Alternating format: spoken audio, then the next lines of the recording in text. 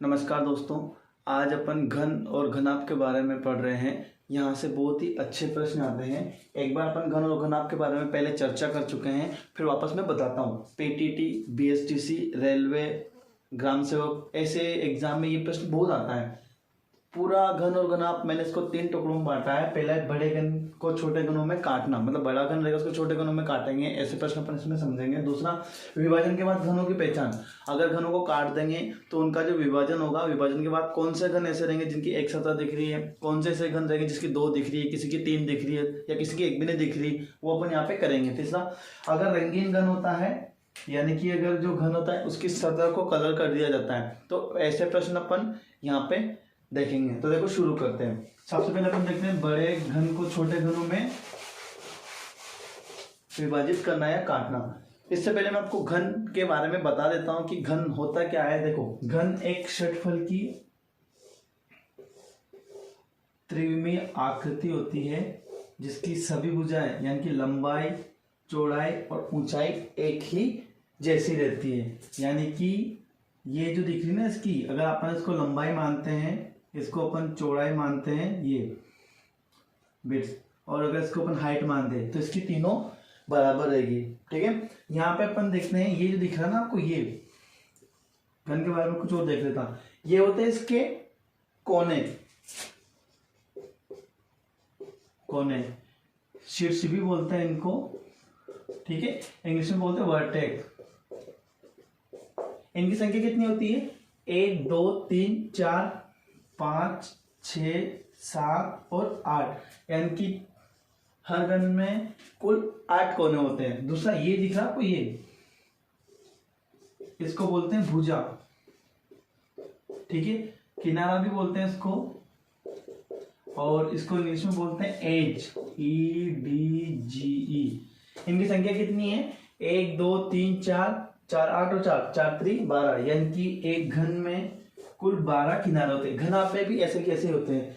अब हो गए फलक, यानी कि देखिए यहाँ पे सतह दिख रही है आपको, ये ऊपर वाली सतह, ये नीचे वाली 2, ये 3 4, एक आगे और पीछे, यानी कि इसको बोलते हैं सतह, और फलक भी बोलते हैं, इंग्लिश में बोलते हैं सरफेस, SURFACE। ये कुल कितनी होती है? 6। यहाँ से प्रश्न आते हैं। ठीक है, इसी प्रकार अगर अपन घनाभ बनाते हैं तो घन और घनाभ में क्या अंतर है वो अपन देखते हैं। देखो, घनाभ बिल्कुल ऐसा कैसे होता है, लेकिन घनाभ में क्या होता है, लंबाई, चौड़ाई और ऊंचाई बराबर नहीं होती। यानी कि मान लो ये अपने पास घनाभ बना रहा हूं मैं, ये देखो, ये देखो। ठीक है, ये घन है अपना, इंग्लिश में बोलते हैं क्यूब, और ये घनाभ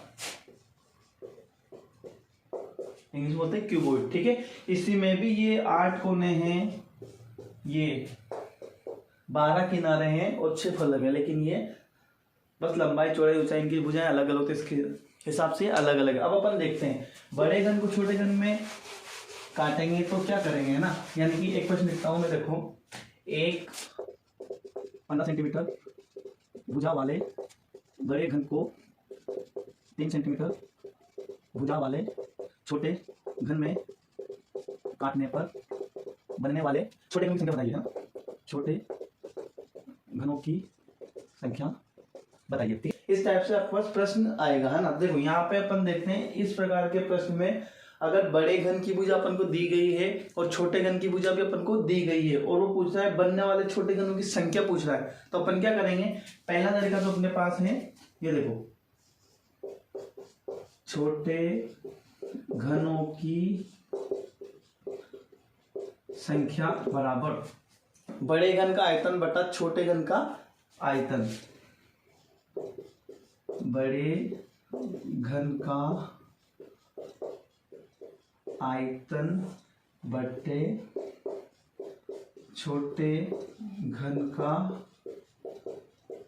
आयतन। एक तो बहुत ही सीधा सिंपल सा है। देखो, बड़ा घन यानी कि 15, घन का आयतन भुजा क्यूब होता है, यानी कि 15 क्यूब, 15 इंटू 15 इंटू 15, और छोटे घन का आयतन या 3 का क्यूब, यानी कि 3 इंटू 3 इंटू 3, 3 कम 3, तीनों पंजों 15, इस 3 से भी कटा, 3 कम 3, तीनों पंजो 15, 3 कम 3, तीनों पंजो 15, यानी कि फाइनली आंसर है अपने पास 5 इंटू 5 इंटू 5, यानी कि 5 का 25, 25 पंज 125, यानी कि छोटे गणों की संख्या कितनी है 125।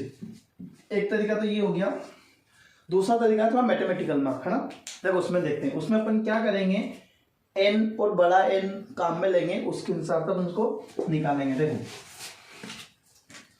यहाँ पे अपन देखेंगे कि छोटे गणों की संख्या बराबर n क्यूब। देखो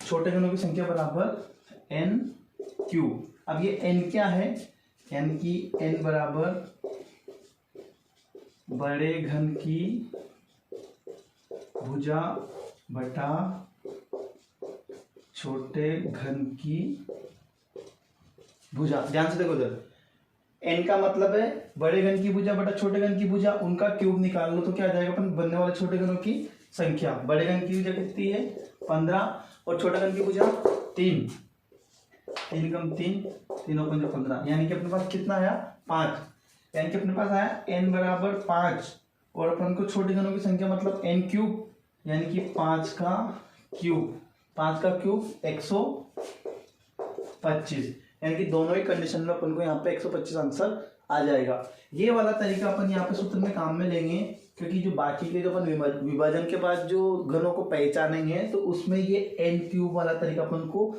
काम में लेना पड़ेगा, क्योंकि इससे जो सूत्र रहेंगे वो अपने काम में आएंगे। देखो यहाँ पे n और एक और कैपिटल n होगा, उसके बारे में आपको समझा देता हूँ।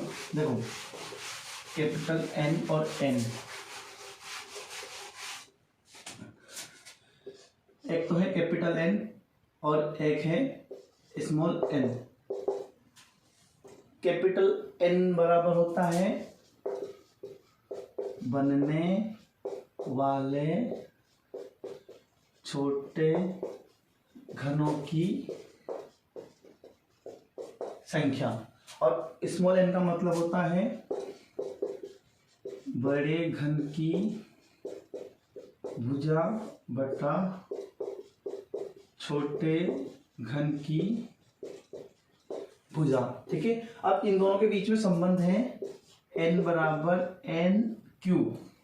ये इन दोनों के बीच में बहुत अच्छा संबंध है, बहुत ही इंपॉर्टेंट है, इसको ध्यान रखना। इससे बहुत सारे प्रश्न अपन करेंगे, बहुत ही जटिल से जटिल प्रश्न इसकी सहायता से अपने हो जाएंगे। इन दोनों का मतलब समझ लो, n का मतलब बनने वाले छोटे घनों की संख्या, ठीक है, और छोटे n का मतलब क्या है बड़े घन की भुजा बटा छोटे घन की भुजा। ठीक है, अभी इसके विभाजन के एक दो प्रश्नों पर अपन देख लेते हैं, इसके बाद अपन इसको पहचानने वाले प्रश्न पर चलते हैं। तो देखो एक 20 सेंटीमीटर भुजा वाले घन के 5 सेंटीमीटर भुजा वाले छोटे छोटे घन बनाए जाते हैं, तो बनने वाले छोटे घनों की संख्या बताइए। यहाँ पे अपन को 20 सेंटीमीटर 5 सेंटीमीटर देख के पता लग रहा है कौन सा घन बड़ा है कौन सा छोटा है। तो छोटे वाले घनों की संख्या पूछ रहा है, संख्या है ना। तो छोटे घनों की संख्या देखते हैं यहाँ पे। तो अभी अपन ने देखा था बड़े घन का आयतन बटा छोटे घन का आयतन, या अपन ने देखा था यहाँ पे n, यानी कि n बराबर n क्यूब और n बराबर बड़े घन की भुजा बटा छोटे घन की भुजा। ये देखो बड़े घन की भुजा बटा छोटे घन की भुजा, है ना। यानी बड़े घन की भुजा 20 बटा 5, यानी कितना आया 4, तो n बराबर 4 आ गया, है ना। तो n बराबर 4 का क्यूब, यानी कि 64। दूसरे तरीके से देखा जाए अपन को तो बड़े घन का आयतन बटा छोटे घन का आयतन, यानी कि बड़े घन का आयतन 20 इंटू 20 इंटू 20 बटा छोटे घन का आयतन 5 इंटू 5 इंटू 5, 5 एकम 5 5 चौक 20, 5 एकम 5 5 चौक 20, 5 एकम 5 5 चौक 20, यानी कि 4 इंटू 4 इंटू 4, 4 चौक 16, 16 चौक 64। ठीक है, इसी प्रकार के इसमें बहुत सारे और बाकी प्रश्न भी आते हैं। देखो अब अपन पढ़ते हैं विभाजन पर आधारित घनों की पहचान, यानी कि घनों को काट लिया जाएगा बड़े घन को छोटे घन में, उसके बाद उसकी पहचान कैसे की जाएगी। तो एक घन को मैं दिखा रहा हूँ, एक घन था इसको अपन काट रहे हैं, जैसे कि ये हो गया, यानी कि बड़ा घन था इसको अपन 3, यानी कि ये देखो ये हो गया अपने पास 15 सेंटीमीटर भुजा वाला बड़ा घन था, उसको 5 सेंटीमीटर भुजा वाले छोटे छोटे घनों में अपन बांट रहे हैं, है ना। यानी कि यहाँ से यहाँ तक कितनी थी, 15 सेंटीमीटर थी, ठीक है। इसको अपन काट रहे हैं छोटे घन, यानी कि 5 सेंटीमीटर। तो ये 5 और ये 5 हो गया ना 15, ठीक। यहाँ पे जो इसे कटे तो 4 प्रकार के घन बने। यहाँ पे कौन कौन से घन बने, 4 प्रकार के। पहला घन बना है शीर्ष घन, शीर्ष घन।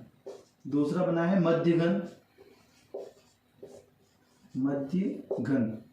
तीसरे प्रकार का घन बना है अपने यहाँ पे केंद्रीय घन, यानी कि केंद्रीय घन। और लास्ट चौथे प्रकार का अपने पास घन बना है अंतः केंद्रीय घन, ठीक है। अब शीर्ष घन कौन से होते हैं, शीर्ष घन यानी कि ये वाला, देखो ये कोने के जो घन होते हैं ना, कोने वाला घन, ये शीर्ष घन हो जाएगा, देखो, ठीक है। ऊपर वाली सतह में ये, इसमें भी ये देखो, ध्यान से देखो यहाँ पे, ठीक है। ये वाला, ये कौन सा हो गया, शीर्ष घन, ये देखो, ठीक है। ये कौन से घन हो गए, शीर्ष घन। शीर्ष घनों की संख्या कितनी होती है, हमेशा 8 होती है। मैं यहाँ पे इसके सूत्र बता रहा हूँ, देखना ध्यान से, इनको ज्ञात करने के सूत्र बता रहा हूं मैं। शीर्ष घनों की संख्या होती है हमेशा 8, बहुत इंपॉर्टेंट सूत्र है, देखो। अब दूसरा होता है मध्य घन। मध्य घन कौन से होते हैं, ये वाले घन, ये मैं इसको एम से डिनोट कर रहा हूं, देखो ये वाले घन हो गए अपने पास मध्य घन, ये वाला मध्य घन, ये देखो। अब मध्य घनों को गिनना मुश्किल होता है ना, तो इसका सूत्र थोड़ा सा बड़ा है। मध्य घन यानी कि मध्य घन का 12n-2। यहाँ पर n क्या है, अभी अपन ने पहले जो देखा था, n बड़े घन की भुजा बटा छोटे घन की भुजा, वही वाला ये n है, ठीक है। सूत्र में मान रखे सोल्व करेंगे, अपना आंसर आ जाएगा। तीसरा है केंद्रीय घन। अब केंद्रीय घन क्या होता है, ये बीच का घन, देखो ये वाला, ऊपर वाली सतह पर ये घन है, ठीक है। इधर में ये वाला घन है और इधर में ये, बाकी की सतह में भी बीच बीच में ऐसा घन होगा। तो ये घन कौन सा हो गया, केंद्रीय घन। केंद्रीय घन मतलब 6n-2 का होल स्क्वायर, ठीक है। चौथा है अंतर केंद्रीय घन, यानी कि देखो इस घन में जो घन ऊपर पर नहीं दिख रहे अपन को, अंदर है घन के अंदर, वो घन कौन से हैं, तो वो जाएंगे अंतर केंद्रीय घन। तो उनकी संख्या कितनी हो जाएगी, n-2 का होल क्यूब, ठीक है। शीर्ष घन, मध्य घन, केंद्रीय घन, अंतर केंद्रीय घन समझ में है आपको। ये सूत्र आपको डायरेक्ट याद करने पड़ेंगे, ठीक है, आपको याद हो जाएगा। देखो इसके अलावा इसकी एक पहचान और बताता हूँ। जो शीर्ष घन होते हैं हमेशा 8 होते हैं। इनकी पहचान क्या होती है, अगर आपसे बोला जाए कि ऐसे घन निकालिए जिनकी 3 सतह दिखाई देती है, तो शीर्ष घन ही एक ऐसा घन है जिसकी 3 सतह आपको दिखाई देती है। देखो दिखाई दे रहा है, ये वाला घन, ये वाला 1 2 3 4 5 6 7 और 8, इसकी आपको तीनों सतह दिखाई दे रही है, 1 2 और 3, बाकी की आपको नहीं दिखाई दे रही। आपके पास क्यूबॉइड होगा, देख लेना, है ना। यानी कि शीर्ष घनों की कितनी सतह अपन को दिखाई देती है, 3 सतह, ठीक है। अब दूसरा है मध्य घन, ये वाला देखो मध्य घन। मध्य घन की आपको 2 सतह दिखाई देती है, ये देखो, ये देखो, ये वाली और ये वाली, ये मध्य घन है, ये वाला देखो, ये है ना मध्य घन, ये देखो मध्य घन, ये और ये 2 ही दिख रही है आपको, 2 से ज्यादा आपको इसकी नहीं दिख रही है ना। यानी मध्य घन की संख्या कितनी होती है, तो इसकी 2 सतह ही आपको दिखाई देगी। तीसरा चलते हैं केंद्रीय घन। केंद्रीय घन होता है ये वाला, देखो ये बीच में, ये देखो, ठीक है। केंद्रीय घन की आपको एक ही सतह दिखाई देगी, यानी कि कितनी सतह दिखाई देगी, एक सतह। साथ ही साथ अंतर केंद्रीय घन। अंतर केंद्रीय घन देखो ये घन है ना, इसके बीच में जो घन है वो अंतर केंद्रीय घन होते हैं। अंतर केंद्रीय घनों की एक भी सतह नहीं दिखाई देती है, यानी कि अंतर केंद्रीय घन की एक भी सतह दिखाई नहीं देती है। बस अपन को जानकारी दी जाएगी, उसके हिसाब से अपन उसकी जो उसका आंसर होता है उनकी संख्या अपन यहाँ पे निकाल लेंगे, ठीक है। अब अपन इसके कुछ प्रश्न करते हैं, उसके बाद अपन कलर वाले घनों को देखते हैं। कलर वाले घन भी आपको यहीं पे हो जाएंगे। देखो अगर मान लो इसको पूरा करते हैं, पहले अपन इसके प्रश्न देख लेते हैं, फिर अपन कलर वाले घनों को देखेंगे। देखो देखिए 18 सेंटीमीटर के ठोस घन से 3-3 सेंटीमीटर के छोटे छोटे घन बनाए जाते हैं। तो बताइए मध्य घनों की संख्या कितनी है, मतलब मध्य घन है वो घन अपन को यहाँ पे निकालना है। बड़ा घन 18 हो गया, छोटा घन 3 सेंटीमीटर। तो अपन ने अभी मध्य घनों का सूत्र देखा था, मध्य घनों की संख्या बराबर 12n-2। अब यहाँ पे अपन को n की जरूरत है। n मैंने आपको बताया था कहाँ पे मिलेगा, यानी कि n बराबर बड़े घन की भुजा बटा छोटे घन की भुजा। बड़े घन की भुजा अपने पास है 18 और छोटे घन की भुजा अपने पास 3। 18/3, 3 एकम 3, 3 छंग 18, यानी कि यहाँ से अपने पास n बराबर कितना आया 6। अब अपने पास n बराबर 6 आ गया, तो मध्य घनों की इसमें अपन रखते हैं, है ना। तो देखो यहाँ पे अपन रखते हैं, मान रखते हैं, इसमें रखते हैं, देखो इसमें 12, 6 माइनस 2, 6 में से 2 गया तो 4, यानी कि 12 × 4 मतलब 12 चौक 48, यानी कि अपना आंसर क्या आया 48। ठीक है। अभी यहाँ पे उसने अपन से पूछा था मध्य घन। अगर वो यहाँ पे अपन से केंद्रीय घन पूछता तो ऐसे प्रश्न में अपन क्या करते हैं, अगर वो अपन से पूछता केंद्रीय घन, है ना, तो केंद्रीय घन का सूत्र क्या है, ये देखो केंद्रीय घन 6n-2 का होल स्क्वायर, यानी कि 6n का मान भी 6-2 का होल स्क्वायर, यानी कि 6 में से 2 गया तो 4 का होल स्क्वायर, यानी कि 4 का स्क्वायर कितना हुआ 6 × 4 चौक 16।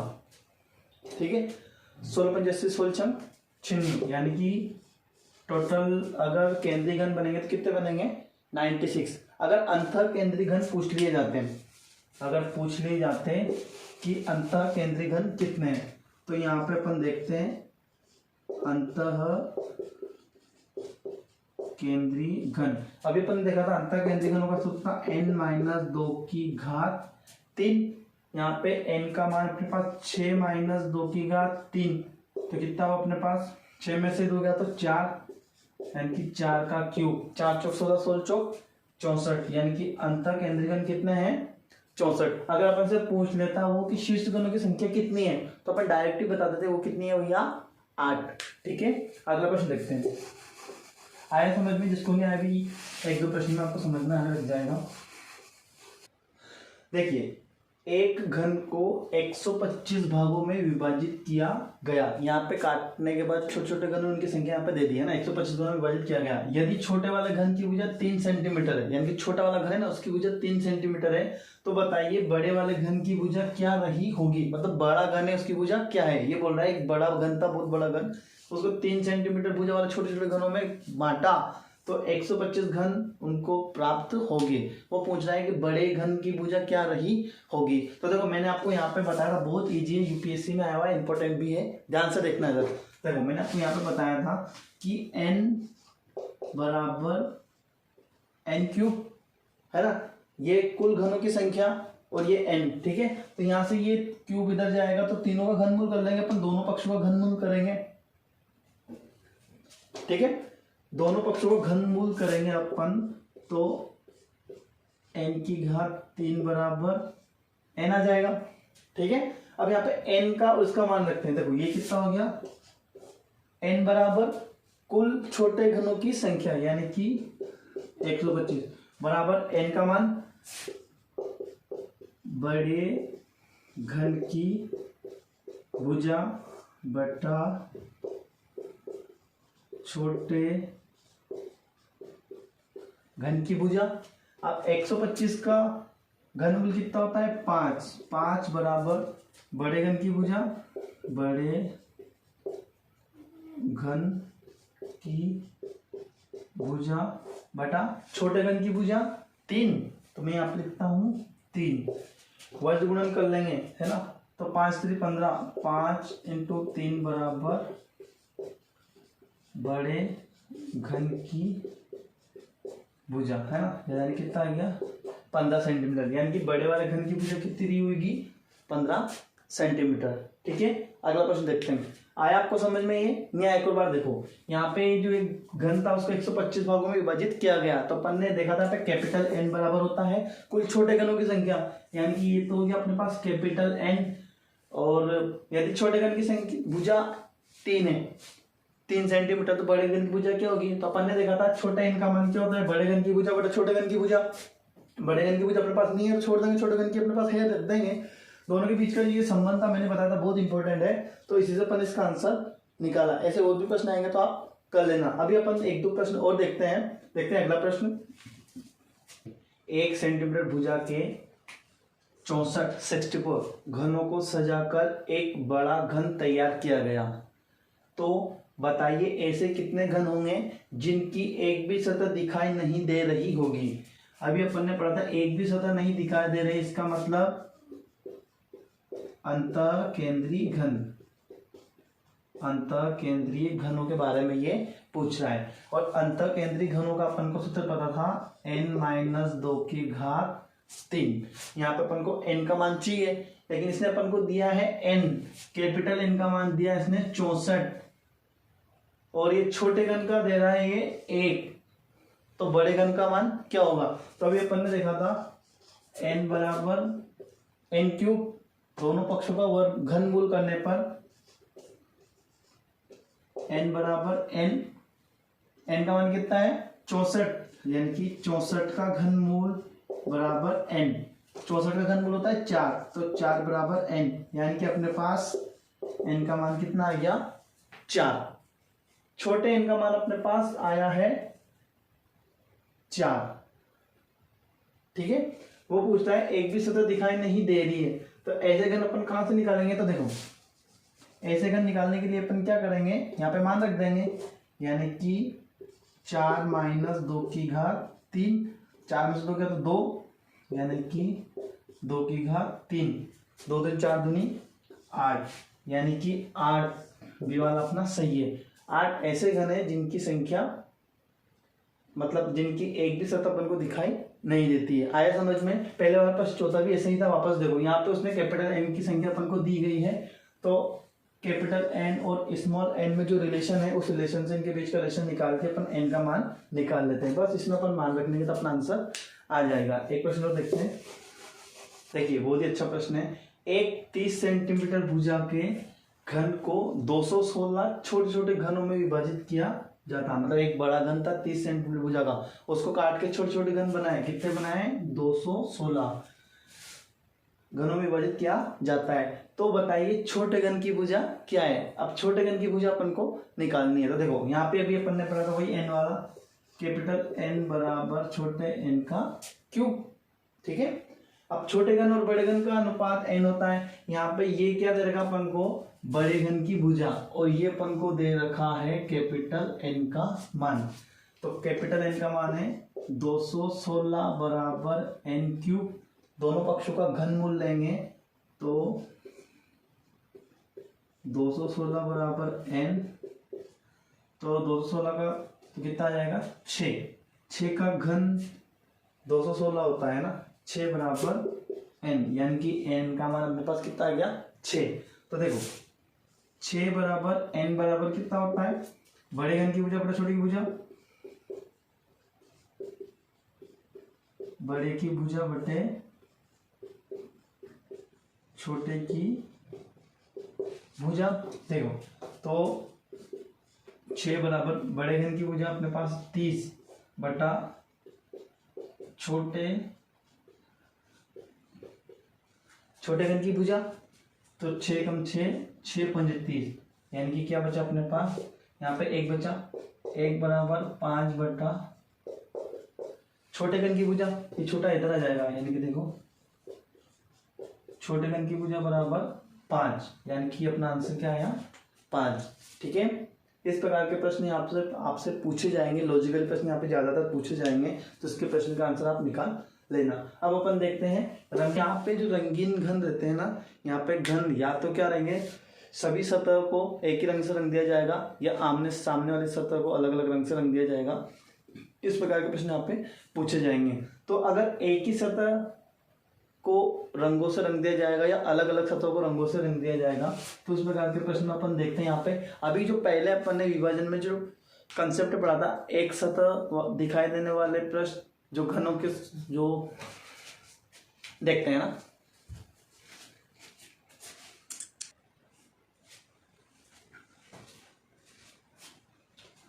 देखो अगर रंगों पर आधारित घनों के प्रश्न आते हैं तो इस प्रकार से प्रश्न आएगा, एक घन की सभी सतह लाल रंग से रंग दी गई है या उनको किसी भी कलर से रंग दिया गया है ना। अब इसे 125 छोटे छोटे घनों में बराबर विभाजित किया गया, मतलब काट दिया छोटे छोटे घनों में, कितने 125। तो बताइए यहाँ पे संभावित 3-4 प्रश्न मैंने चारों के चारों ही लिख दिए। 3 सतह रंगीन वाले घन कितने हैं, 2 सतह रंगीन वाले घन कितने हैं, 1 सतह रंगीन वाले घन कितने हैं और सभी सतह रंगहीन वाले घन कितने हैं। तो देखो यहाँ पे 125 है, ये क्या है, कैपिटल एन का मान है, कैपिटल एन का मान है। तो देखो यहाँ पे आपको एन बराबर एन क्यूब, यानी कि 125 बराबर एन क्यूब। तो 125 का अगर अपन घनमूल करेंगे तो अपने पास एन का मान आ जाएगा। तो यहाँ से अपने पास एन का मान कितना है, 125 का घनमूल होता है 5, यानी कि अपने पास एन का मान कितना आया 5। ठीक है, अब देखो 3 सतह रंगीन वाले घन, 3 सतह किन घनों की रंगीन होती है, केंद्रीय घन, शीर्ष घन या मध्य घन। तो यहाँ पे अपना आंसर है शीर्ष घन। शीर्ष में जो कोने वाले घन होते हैं ना, ये वाले, देखो ये वाले है ना। तो देखो यानी कि 3 सतह रंगीन वाला, तो मैंने आपको बताया था डायरेक्ट अगर आपसे पूछा जाए कि 3 सतह रंगीन है तो बस वो ऐसा एक ही घन होगा, ऐसे 8 घन होंगे, यानी कि हर एक कोने वाला घन होगा जिसकी सतह तीनों रंगीन होगी। ठीक है, तो ऐसे कितने हो गए अपने पास 8। दूसरा 2 सतह रंगीन वाले घन, यानी कि कौन से हो गए, मध्य घन। कौन से हो गए, मध्य घन। मध्य घनों का सूत्र क्या था, 12n-2 मान रखते हैं, 12n का मान 5-2, 5-2 यानी कि 3, यानी कितने आपके पास 12 × 3, 12×4 = 36, यानी कि 36 ऐसे घन है जिसकी 2 सतह अपन को रंगीन दिखाई देगी। अब एक सतह रंगीन दिखाई देने वाले घन, एक सतह किसकी रंगीन दिखाई देगी, केंद्रीय घन की। तो केंद्रीय घन का सूत्र क्या था, केंद्रीय घन का सूत्र क्या था, 6n-2 का होल स्क्वायर। ये केंद्रीय हो गया ना, 6n-2 का होल स्क्वायर। एन का मान अपने पास 5, 6 × 5-2 का होल स्क्वायर, यानी कि 6 × 5-2 क्या, तो 3 का स्क्वायर, 6 × 3 = 9, 9×6 = 54, यानी कि केंद्रीय घन, यानी कि ऐसे कितने घन हैं जिनकी एक सतह रंगीन है, तो ऐसे घन है अपने पास 54। ठीक है, सभी सतह रंगहीन है। अगर सभी सतह रंगहीन है तो ऐसे घन हो जाते हैं अंतः केंद्रीय घन। कौन से घन होते हैं, अंतः केंद्रीय घन। अंतः केंद्रीय घनों की संख्या का सूत्र है n-2 की होल क्यूब।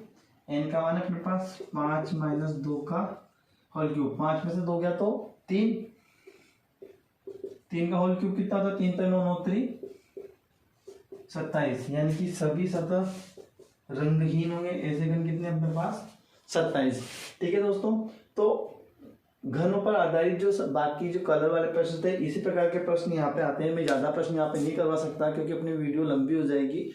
अगर आपको किसी क्वेश्चन में डाउट हो तो आप मेरे को सेंड कर देना, मैं उसका आंसर आपको बता दूंगा। सभी प्रश्नों का बेसिक यही है। ठीक है, धन्यवाद। हमारी मैथ्स मेंटल। दोस्तों हमारे चैनल को सब्सक्राइब करें, बेल आइकन दबाएं, लाइक, कमेंट और शेयर करें। धन्यवाद।